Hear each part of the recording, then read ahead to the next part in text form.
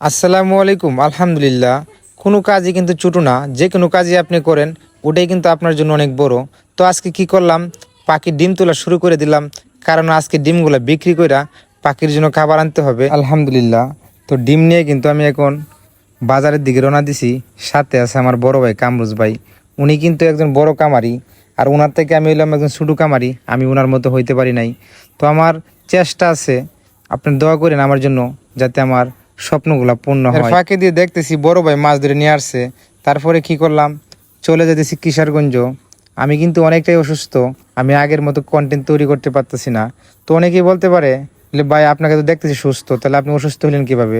আমার যে সমস্যাটা, আমার একটা পাওয়ার সমস্যা, তার জন্য কিন্তু আমি সবার কাছে বলতে পারি নাই।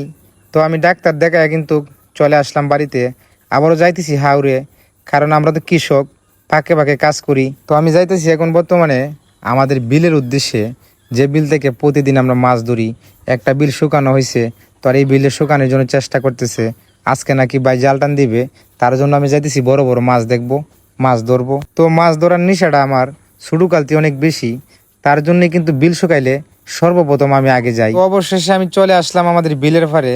তখন বাইরা কি করলো, জালটা মেলাইতেছিল, আমার বলতেছে সেই দিক দিয়ে তুমি যাও, আমরা জালটা মেলা টান দিই। তো অবশেষে জাল কিন্তু আমরা টাইনে তুলছি, মাছ কিন্তু মোটামুটি ভালোই আসছে। দেখেন একদম টাটকা কার্পু মাছ। তো আমার আজকের ভিডিওটা এই পর্যন্তই। আপনারা সকলেই ভালো থাকবেন, সুস্থ থাকবেন। আসসালামু আলাইকুম।